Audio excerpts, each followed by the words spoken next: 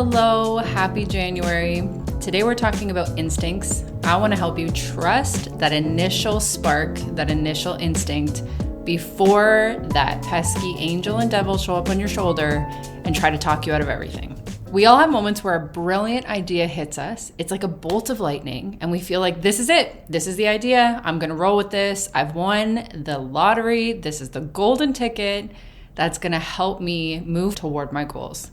And then almost immediately we start to overthink it. Was that a good idea? Or have I had way too much coffee this morning? Which is never the case. But this episode is about trusting that initial instinct, that initial spark, and learning to quiet the angel and devil, or your second instinct and third instinct, who love to chime in with their 2 cents and make you feel like you want to give up. Here's the thing. When I started Brood, when I was considering purchasing my business, my initial instinct was, this is amazing. I can't wait to have this space. I've always wanted a space where people could come and chill and feel relaxed. I wanted to create this welcoming, inviting environment. And then the angel, or that second instinct, was like, how are you going to pay for this? Are you going to hire employees? Are you going to work yourself to death? What about licensing, permits? What do you need to know? What do you not know? Do you even know how to make a latte? And then the third instinct, or that devil on your shoulder, as I like to visualize it as, is the one who's like, you can't do this. You're crazy. This is a stupid idea. You need to give up and just stay in your lane. And you know what? That's terrifying to think about. That if I had listened to that third instinct, if I had gone from spark to questioning, to doubt, to giving up, I would not be here today. I would not be making this video for you. I would not be 2 years plus into my coffee shop. I wouldn't be doing what I'm doing right now. And that is a scary, scary thought. So I want to break down these 3 instincts, how to identify them, and how to lean into that initial gut feeling that's going to create a spark inside of you and let you do more of what feels good and feels more authentic to you. I want you to lean in to that initial excitement. And even though the other voices might have some good advice, I don't want you to let it overshadow that initial spark that you have for your creative business or your creative venture that's going to get you closer to your goals, get you closer to your dreams. So think of the first instinct as your true self. This is your gut talking, that raw, unfiltered intuition. It's like when you were a kid at a party and you were dancing around everywhere and you didn't care what anyone thought, you were so yourself. You were like, let's go eat some food, let's drink some pop, let's do some fun things. Your first instinct is free. It's tuned in to what genuinely matters to you. Think of it as your truest self, the self that hasn't been jaded by fear or self-doubt or overthinking or the fear of failure. This is the spark that makes you think, this is going to be amazing. This is going to be so great. This is me. I can't wait to put this out there. I will talk a little bit more about emotional intelligence in a minute, but emotional intelligence really helps with this initial gut feeling and this initial instinct. When we have higher EQ or emotional intelligence, we're able to identify that initial gut feeling and lean into it rather than run away from it. It's not magic, it's science. Okay, so now that we know what our first gut instinct is, let's move on to the second one. I like to visualize my second and third gut instincts as the angel and devil on my shoulder. So I have me in the center of it all, who has that initial spark, that initial gut instinct that I want to roll with and I'm really excited about. And then I have these 2 voices that sit right here, and one is a little bit more logical than the other, but then the third one we'll talk about in a second. The second one that I visualize as like the angel on your shoulder is the one that asks you questions. It's like your mom telling you to put on a sweater because it's cold outside. So it's necessary, but it can sometimes be a little too much. This instinct wants to help you refine your idea by asking purposeful questions like, how are you going to do this? Have you done your research? Have you planned? Is this doable? It really wants to make sure that you're thinking things through. Picture like a well-meaning mentor who just wants to save you from jumping in unprepared. They're not wrong, but they're not always right either. When I was starting Brood, it's like, now you got to think about spreadsheets, costs, inventory, supplier contracts. Necessary? Absolutely. But it can also be a buzzkill if I start to overthink things and lose the excitement for the project that I started with. All right, and then the third instinct, I like to visualize like the devil on my shoulder. It's that instinct that I'm like, thank you, but no thank you, I've got this. This is the instinct that is full of fear and doubts and often makes you feel like you're gonna fail before you even get started. So you end up giving up on really cool ideas that you might have been super jazzed about that now you're thinking, okay, but what if they don't like it?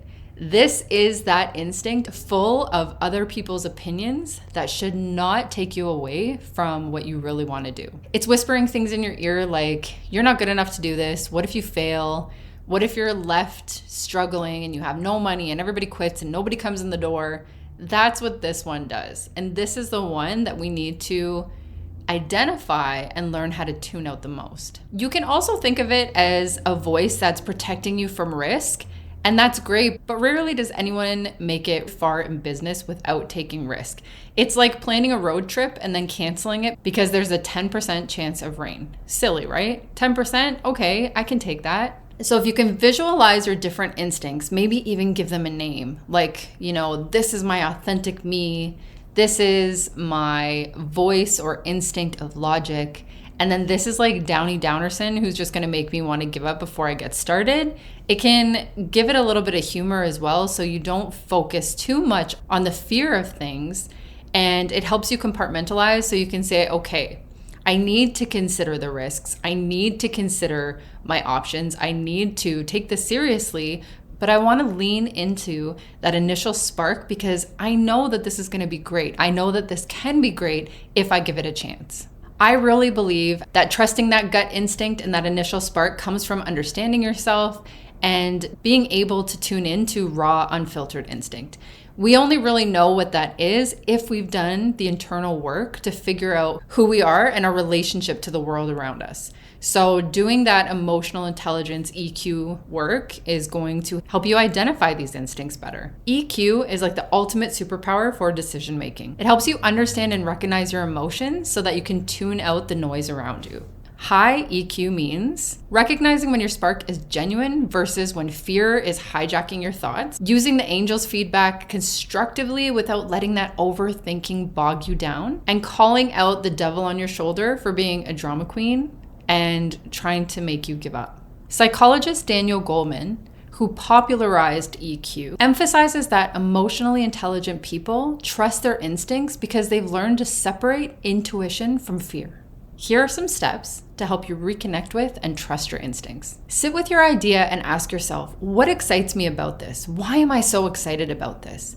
And then I want you to write down those thoughts and don't edit, don't pause, don't judge. Just write down your initial feelings about this exciting new goal or project or journey that you want to embark on. This spark is usually tied to something that you're super passionate about and that you deeply value. It's the thing that makes you feel alive. And then the second instinct that comes into play is something that you want to use constructively. So I call this one the angel on my shoulder. This one is here to help you refine the details without losing momentum. This is where you ask yourself practical questions like, what's the first step, or what are the resources that I need? And then time block. Give yourself a certain amount of time to work on research and planning so that it doesn't overwhelm you and inevitably shut you down. You don't want to overthink that initial spark too much, right? You want to keep moving. If you overthink it and you concentrate too much on the not so fun details, it might just make you give up entirely, and the world needs your creative vision. Your creative vision matters. If you haven't heard that episode, please go back and tune in, but I want you to be excited about what you have to bring to the table because nobody else does it like you. And then that third instinct, or the one that I like to visualize as the devil on my shoulder, is the one who's going to ask you, what if you fail? And I need you to be strong enough with that EQ to respond, okay, but what if I don't?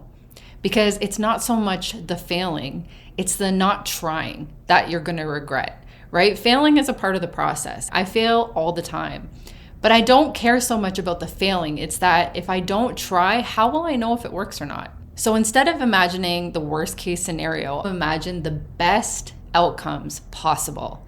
That mindset, that visualization is going to help you silence this devil on your shoulder every time that self-doubt or that fear of failure, or that overwhelming feeling of imposter syndrome creeps in. This is Dowdy McDowderson. We're not listening to them today. We are going to shut that instinct and that voice right down. To strengthen emotional intelligence, think about moments in the past where you listened to your instincts, where you trusted that initial gut feeling. What did that feel like and what were the outcomes? I guarantee when you leaned into it, things worked out okay. It's when you doubted yourself that things started to get messy. So we want to cancel that noise and lean into the authentic initial feeling that we have about an idea and that spark that motivates us and inspires us and drives us forward. Journaling and meditating can help you silence the noise and fine-tune your voice so that you know when it's coming from a place of authenticity or when it's coming from a place of doubt and insecurity. And honestly, building your emotional intelligence is a lifelong thing, so practice makes perfect. Start with smaller decisions, and once you start checking those off and leaning into that intuition, you're going to build confidence to be able to do that the next time around. So remember that your first instinct is there to connect you with your true self. The angel is there to help you refine your idea, and then the devil is there to keep you stuck and not moving forward with that initial spark. Don't let fear win. Your gut isn't just a random feeling. It's your intuition trying to guide you towards something meaningful. Trust it, act on it, and let it guide you to where you're meant to be. My challenge for you this week is to think of an idea that you've been second guessing. Go back to that initial instinct and take one small step forward to making it happen. And then I'd love for you to post about your experience by either sharing a comment below or tagging me on Instagram. You can tag me at Tanya Unlimited so I can cheer you on as you tap into that raw, unfiltered gut feeling. And don't forget to subscribe for more tips and tricks on how to trust your instincts and move toward a business that feels really, really good. Until next time, stay connected and keep trusting your instincts and that gut feeling that is trying to guide you toward a life, a business, a creative venture that you deserve.